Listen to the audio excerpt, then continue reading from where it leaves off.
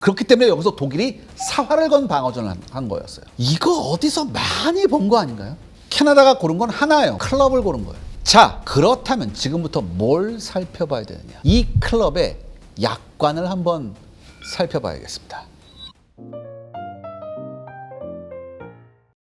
시청자 여러분 안녕하십니까? 작전본부 샤르 엑스파일의 이세환입니다. 지난 7월 6일이었죠. 캐나다 노바스코샤주 헬리팩스 해군기지에서 마크 카니 캐나다 대통령이 마이크 앞에 섰습니다.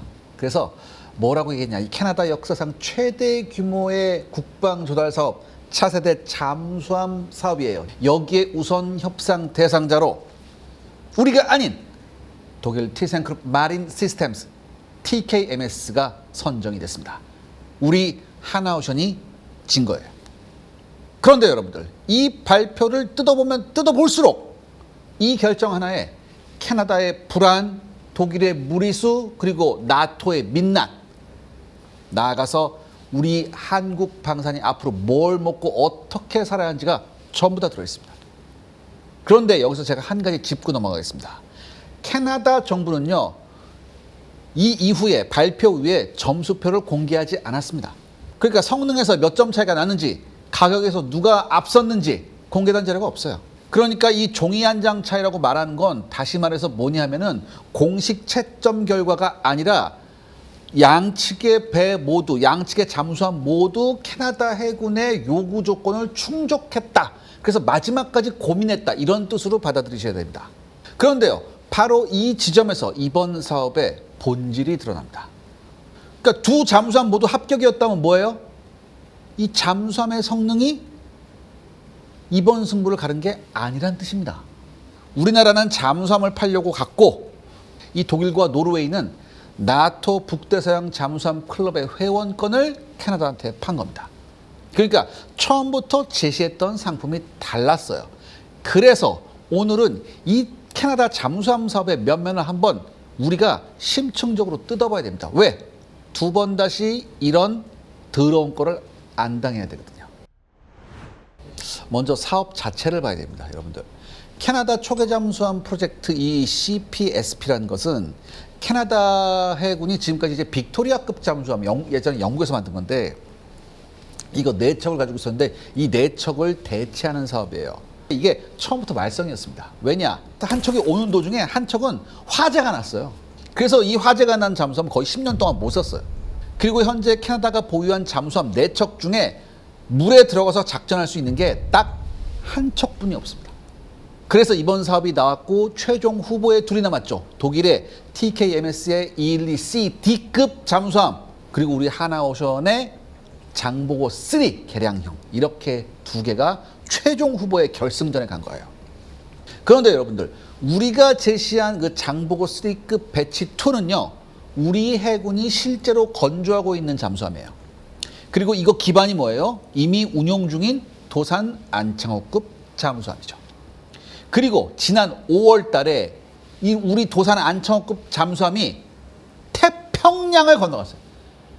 한국에서부터 태평양을 건너서 어디? 캐나다 에스키몰트 해군기지까지 갔습니다. 무려 이게 항해 길이가 14,000km입니다. 잠수함이 14,000km 간 거예요. 그래서 한국 잠수함으로선 처음으로 태평양을 횡단한 그런 잠수함입니다. 그럼 여러분들, 이 우리 도산 안창호급이 캐나다 간 게 단순한 친선 방문이었을까요? 당연히 아니죠. 우리가 보여준 거예요. 야, 우리는 해안선이 어마어마하게 길기 때문에 장거리 원양 작전 능력이 필요해. 그 다음에 장기간 또한 독립적인 작전을 해야 해. 설계도에 있는 잠수함이 아니라 실물로 있는 잠수함이 필요해. 그래서 어떻게 해서 알았어, 오케이, 알았어, 우리가 갈게. 그래서 간 거예요. 그리고 우리 하나오션은 납기 제한도 굉장히 공격적이었습니다. 계약만 하면 2032년에 첫 번째 배 인도하고, 그 다음에 3년 후인 2035년까지 4척 다 주고 2043년까지 12척 전부 다 줄 수 있다. 그러니까 현재 캐나다 해군이 가지고 있는 빅토리아급이 2030년대 중후반부터 퇴역하거든요, 차례로. 이걸 생각하면 전력 공백이 없는 거예요. 완벽하게 전력 공백을 메꾸는 이런 플랜이었습니다. 그런데 우리는 이런 것만 제안했을까요? 아니에요. 어마어마한 산업 패키지를 같이 제안했었습니다. 먼저 배 만들 때 어떻게 하냐? 캐나다산 철강 사용한다. 현지에서. 그리고 현지 MRO 우리가 키워주겠다. 여기에다가 위성통신 사업, AI 사업, 우주 광학 센서, 그 다음에 캐나다 자동차 부품협회하고 군용 중형 차량 합작도 한다. 그리고 캐나다 우주발사체에다가 우리가 로켓을 공급하겠다. 더욱이 캐나다가 뭐 강국이에요? 에너지 강국이냐. 오케이. 캐나다 LNG 사업 우리가 투자하고 너네가 생산한 LNG 우리가 들여올게. 이렇게 캐나다 안에 무려 80여 개의 기업, 기관과 협력망 네트워크를 짰어요. 이게 무려 규모가 700억 캐나다 달러, 우리 돈으로 따지면 74조가 넘는 투자였습니다. 잠수함 얼마짜리야? 60조짜리라며. 우리가 14조 더 준다니까? 더 투자한다니까 우리가? 잠수함 팔러 가서 우리가 경제 파트너십을 통째로 어떻게? 우리가 같이 구축하자. 이렇게 얘기한 거예요. 자, 그렇다면 반면에 독일은 어떻게 했을까? 독일은. 여기서 말장난 조심해야 되는데요, 여러분들. 이 독일의 TKMS는요, 자신들이 제시한 212CD급 잠수함이 검증된 설계라고 주장했습니다. 완전히 틀린 말은 아닙니다. 독일과 이탈리아가 오랫동안 운영했던 212A 계열의 잠수함 기술을 발전시킨 그런 잠수함이다. 그리고 사실 TKMS가 전 세계 방방곡곡에 전 세계의 재래식 잠수함을 가장 많이 판 나라인 건 맞습니다. 그런데 문제는 뭐냐? 지금 독일이 제시하고 있는 212CD급은요, 아직 단 한 척도 어느 나라 해군한테 인도된 적이 없습니다. 용접 지금 만들고 있는 거예요. 함영 자체가 아직 취역도 안 한 그런 미검증의 잠수함이에요. 태평양을 건너서 캐나다, 한국까지 가서 보여줬잖아. 왔어. 우리 왔어. 그런데 한쪽은 뭐예요? 용접하고 있다는 얘기지. 그런데도 캐나다는 용접 쪽을 골랐습니다. 왜냐? 성능표 바깥에 더 중요한 뭔가가 있었기 때문입니다. 독일하고 노르웨이가 내세운 논리는 뭐냐면 캐나다, 독일, 노르웨이가 같은 잠수함을 쓰자예요. 그러니까 이 세 나라가 동일한 함정을 운용하면 승조원 교육을 같이 하고 부품을 공동 구매하고 정비시설과 군수지원망을 공유하고 심지어 전술과 교류를 같이 발전시킬 수 있다. 지금 이 나라들의 가장 가상 적국이 어디야? 러시아란 말이야. 그러니까 북극해와 북대서양에서 러시아 잠수함을 쫓을 때도 같은 장비, 같은 데이터 형식, 같은 통신 체계를 쓰자. 이렇게 되면 편하니까.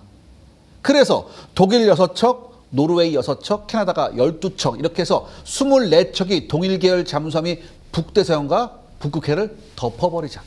그래서 이 제조사인 TKMS는 공공연하게 212CD급 잠수함이 나토 표준이라고 지금 홍보하고 있습니다. 그러니까 한마디로 독일은 40년짜리 잠수함 공동체를 제시한 거예요. 우리가 나토 아이가. 말은 아름다운데 이 발표의 타이밍을 봐야 돼요, 여러분들. 캐나다 카니 총리는요, 헬리팩스에서 발표를 했죠. 발표를 하고 곧바로 비행기 탔습니다. 비행기 타고 어디로 갔어요? 튀르키예 앙카라로 갔어요. 왜? 거기에 나토 정상회담이 있었거든. 그리고 다음 날에 앙카라에서 독일의 메르츠 총리를 가운데 세워놓고서 TKMS 잠수함 모형을 이렇게 들고 있었고 양옆에 카니 총리하고 노르웨이 총리가 서서 웃고 있는 사진이 찍혔어. 딱 3명. 마치 뭐 같아요? 우리가 이겼어? 우리는 한 클럽이야. 이런 거 같죠. 더 환장하는 일이 있었어요. 발표 직전에 주 캐나다 독일 대사가 대놓고 이렇게 말합니다. 새 나토 동맹국 두 북극 국가가 함께 짓고 함께 훈련하고 함께 정비하는 가장 크고 현대적이고 가장 위험이 낮은 재래식 잠수함 함대를 만들 수 있다.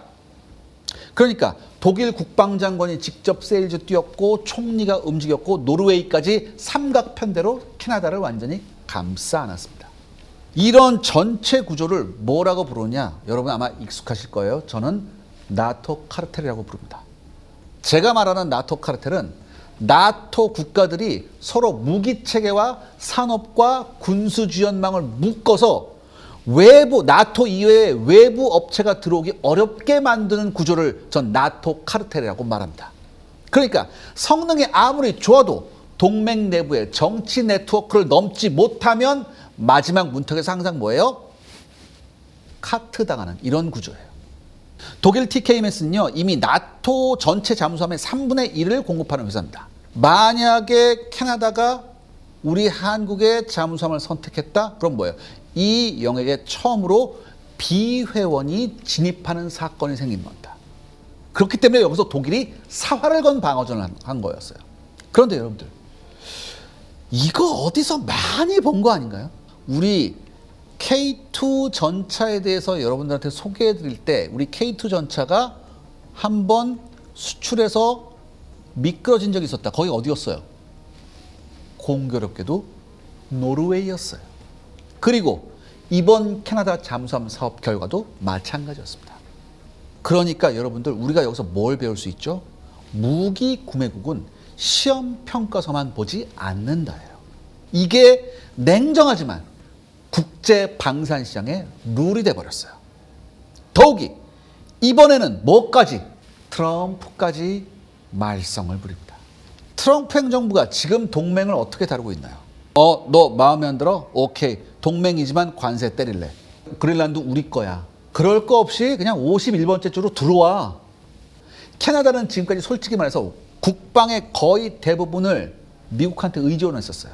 트럼프가 이렇게 하니까 캐나다가 미국을 못 믿는 거예요. 캐나다뿐만 아니라 유럽, 나토, 중견국들도 트럼프, 미국을 못 믿어요. 그래서 지금 뭐예요? 서로 끌어안고 있는 거예요. 캐나다가 고른 건 하나예요. 뭐예요? 배를 고른 게 아니라 클럽을 고른 거예요. 자, 그렇다면 지금부터 뭘 살펴봐야 되느냐? 이 클럽의 약관을 한번 살펴봐야겠습니다. 약관 1조를 보겠습니다. 납기예요, 납기. 지금 독일과 노르웨이는 각각 6척씩 도합 12척의 212CD급 잠수함을 발주해 놓은 상태입니다. 여기에다 캐나다 12척까지 얹히면 24척이 되겠죠. 그래서 TKMS는요, 독일의 키일 조선소에 더해서 비스마르 조선소를 잠수함 양산 체제로 바꾸고 있는 중입니다. 그러니까 한창 지금 사람 뽑고 설비 깔고 있어요. 지금에서야. 여기에다 TKMS는 최근에 싱가포르에서도 사업을 따내었고, 그 다음에 인도 P75I 사업까지 따냈습니다. 굉장한 회사예요, 사실. 전통의 강자입니다. 자, 그런데 여기서 한번 봐야죠. 사업을 왕창 떼어온 것하고 지금 이것을 캐파를 돌려서 생산할 수 있는 건 별개의 문제예요. 그래서 지금 독일이 확장 공사 중이에요. 쉽게 말해서 주문서는 산더미 같이 쌓여 있는데 공장을 아직 못 지은 상태입니다. 그런데 캐나다가 이 사업에서 가장 중요하게 본 것 중에 하나가 뭐냐면은 2030년대 중반의 전력 공백을 막는 거예요. 원래 알려져 있던 TKMS의 그 잠수함 인도 계획은요, 우리 하나오션보다 빠르지 않았었습니다. 그런데 우리가 빠른 납기를 무기로 하니까 급해 맞았죠. 급해 맞아서 막판에 독일과 노르웨이가 어떻게 했냐면, 일단 우리들 해군 거 빼서 너네들한테 먼저 줄게, 이렇게 했어요. 그래서 나온 약속이 2034년까지 4척 인도할 수 있다, 이렇게 나온 거예요. 이 이후에 몰라, 솔직하게.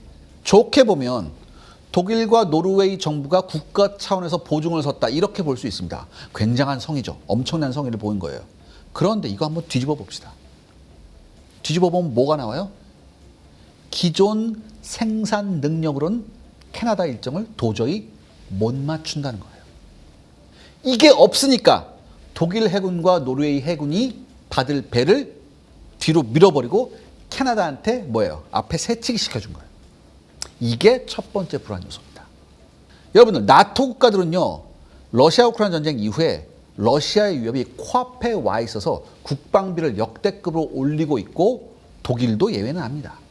러시아에서 혹은 유럽에서 이번 러시아 우크라이나 전쟁과 비슷한 그 어떤 형태라든 유럽의 안보 상황이 흔들리는 어떤 일이 생긴다면 독일과 노르웨이가 가만히 있을까요?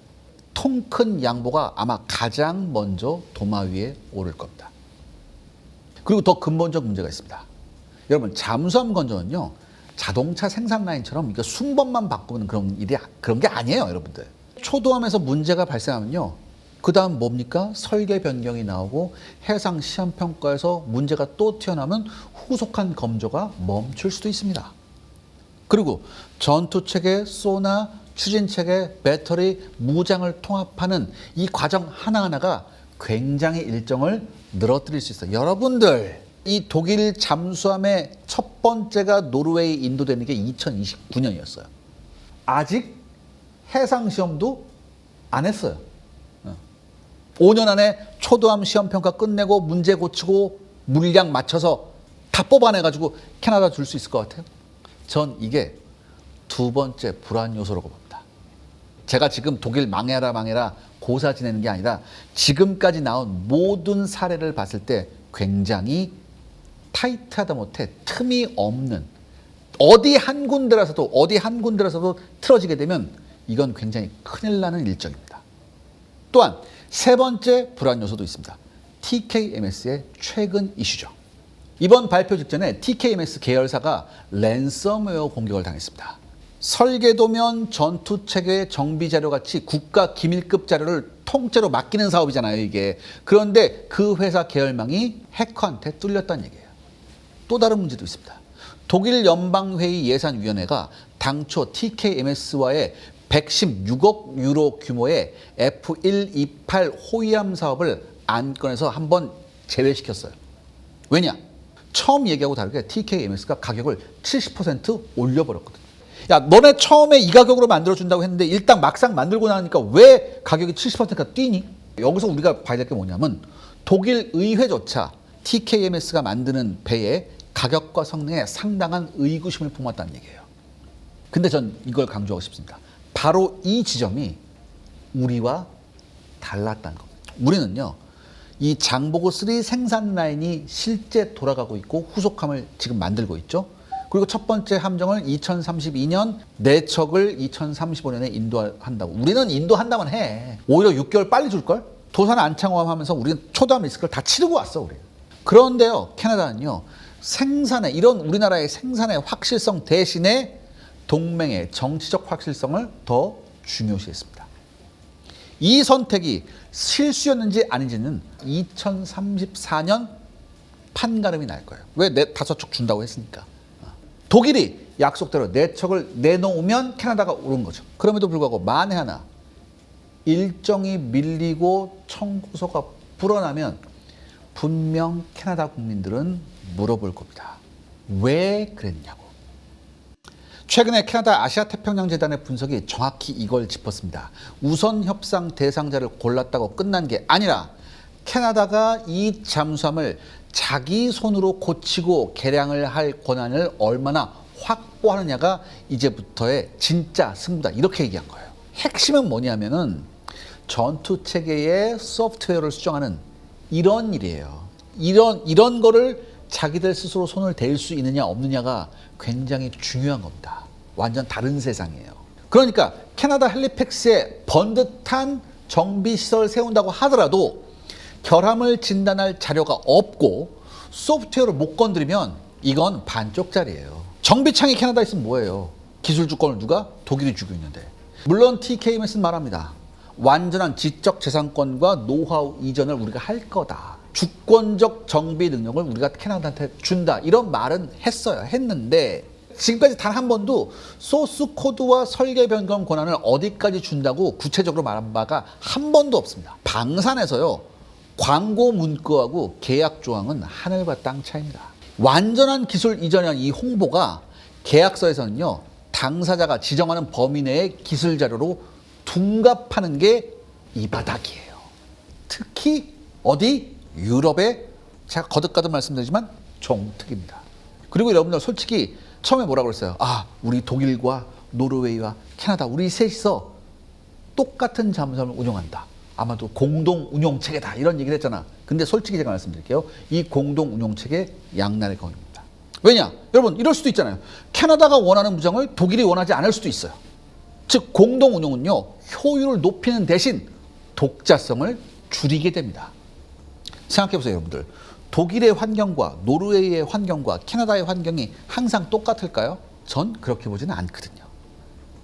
그렇다면 하나는 이 문제에 대해서 어떻게 답을 했었느냐. 하나는요, 처음부터 완전한 기술 이전을 하겠다는 말로 때우지 않고 아예 구조를 짜서 들어갔습니다. 캐나다 해군의 빅토리아급 정비를 지금까지 실시한 회사, 캐나다의 밥콕이라는 회사예요. 이 밥콕이라는 회사. 그런데 하나는요, 이 캐나다의 밥콕이라는 회사를 현지화의 중심에 처음부터 앉혀놓고 시작했었어요. 그리고 핵심 계통인 무장 취급 발사 체계까지 아예 캐나다로 가져와서 현지에서 만들고 관리한다. 이렇게 처음부터 했었습니다. 시설이 아니라 애초에 설계였습니다. 그런데도 불구하고 승리는 독일이 했고요. 캐나다는 이 이후에 뭐라고 그랬어요? 하나를 예비 공급자 위치에 놨습니다. 왜? 2년간 협상해야 되거든, 독일하고. 그러니까 일각에서는 뭐라고 얘기합니까? 아, 이것 때문에 아직 우리한테 희망이 있다 이렇게 얘기하는데 아니에요, 솔직히 여러분.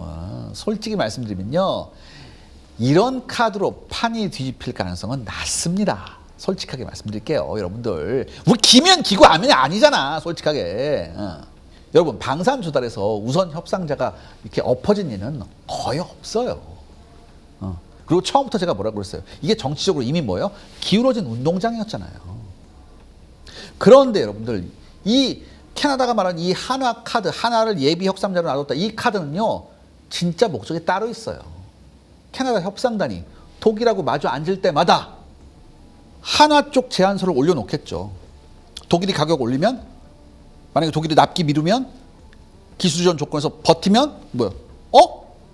하나는 이랬는데? 하나는 이랬는데? 옆방에 지금 하나 있는데? 이렇게 할 거예요. 이거 사실 우리 입장에서는 씁쓸하죠. 왜?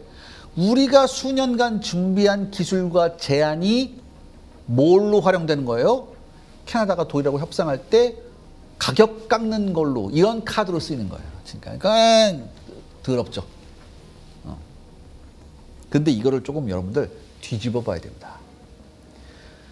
하나는 낙찰을 못 받았지만 이 사업의 가격과 조건을 결정하는 기준을 만들어 버렸어요. 그러니까 세계 최강 잠수함 수출국 독일이 앞으로 최소 한 2년간은 우리나라가 냈던 그 제안서의 그림자와 싸워야 된다는 얘기입니다. 이게 바로 현재 우리 잠수함 산업 능력의 위상이에요. 이렇게 바꿔서 생각을 해보셔야 돼요. 그리고 하나만 더. 이번 나토 정상회의에서 우리 정부가 한국과 나토 조달 기본 협상 개시를 공식화했어요. 나토 카르텔도 벽을 쳤잖아. 우리가 여기에 정면으로 돌파한다는 거. 그래, 해봐. 너네가 계속 카르텔을 막아봐. 우리는 기술과 조건과 납기일과 여러 가지 캐파시티로 뚫어줄게. 나중에 누가 웃나 보자. 이걸로 지금 우리 뚫고 있는 거예요. 독일이 이번에 가져간 게 정확히 뭘까요, 여러분들? 잠수함 12척의 주문서가 아닙니다. 캐나다의 앞으로 40년치 잠수함 정책, 해양 정책, 그거예요. 훈련도, 정비도, 개량도, 심지어 다음 세대 잠수함 구상까지 이제 캐나다는요, 독일과 노르웨이와 함께하는 것을 결정했습니다. 그런데요, 지금 우리는 캐나다한테 섭섭함만을 표해서는 안 됩니다. 그게 아니라 이 캐나다의 절실한 상황을 이해해야 돼요. 나토가 강해서가 아니라 미국이 흔들리고 있기 때문이에요. 그럼 도대체 우린 이번 일에서 뭘 배워야 할까요? 전 하나라고 생각합니다. 우리는요, 기술로 진 게 아니라 바로 정치에서 졌습니다. 그럼 정치로 진 싸움은요, 우리가 판을 다시 짜면 됩니다. 독일이 캐나다한테 뭘 내밀었는지 다시 한번 우리가 생각해 봐야 됩니다. 단순히 우리가 잠수함 8개가 아니라 그 뒤에 훈련과 정비와 부품과 개량해서 동맹국 모든 걸 다 세워놓고서 이 배를 사면 이 모든 게 다 우리가 같이 함께 하는 거야. 즉 미래에 캐나다 국방에 관한 모든 짐을 함께 나눠주겠다. 거의 이 수준으로 간 거예요. 낚싯대는 들어놓은 거예요. 그리고 어디서 걸릴지 우리가 한번 봐야 됩니다. 제 한화가 고배를 마셨지만 분명히 우리 업체를 눈여겨보는 나라는 더 많아졌을 겁니다. 제가 마지막으로 여러분한테 이런 말씀 드리고 싶습니다. 30년 전에 우리는 독일한테 도면을 받아서, 그 정확하지도 않은 도면 받아서 현지에 가서 진짜 굴러가면서 배워서 잠수함 조립을 겨우겨우 했던 나라입니다. 그런데 이번에 30년이 지나고 나서 어떻게 해요? 독일은 우리 스승이었잖아요. 우리 스승이었잖아요. 그런데 우리가 그 스승하고 어디서 결승전에서 만나서 연장전까지 갔어요. 그리고 이 스승은 제자를 이기기 위해서 성능이 아니라 우리가 남이 가라는 동맹이라는 얘기를 꺼내서 겨우 이긴 거예요. 저는 이걸요 오로지 패배의 기록으로만 기록할 것이냐, 전 그렇게 생각하지 않습니다. 이제 글로벌 방산 업체는 우리나라를 이기려면 규칙을 바꿔야 한다는 걸 우리가 전 세계한테 완전히 새롭게 보여준 그런 기록으로 우리는 인정해야 됩니다. 그러니까 너무 지금 실망하면 안 되고 업체도 실망해서는 안 되고 우리가 이제는 먼저 어떻게 더 적극적으로 그들이 거부할 수 없는 조건을 들고 먼저 다가가 봤으면 좋겠습니다. 그리고 이미 세계 글로벌 방산시장은 우리나라를 주의 깊게 보고 있습니다. 나한테 어떤 제안을 해줄까 이렇게 보고 있을 것 같아요. 그러니까 이때부터는 그렇기 때문에 우리 이제부터는 어떻게 더욱더 적극적으로 나가야 합니다. 수비만 해서는 이길 수 없어요. 공격해야지 이깁니다. 오늘 작전본부 샤르 엑스파일은 여기까지입니다. 다음 시간에 조금 더 재미있는 내용으로 돌아오겠습니다. 감사합니다.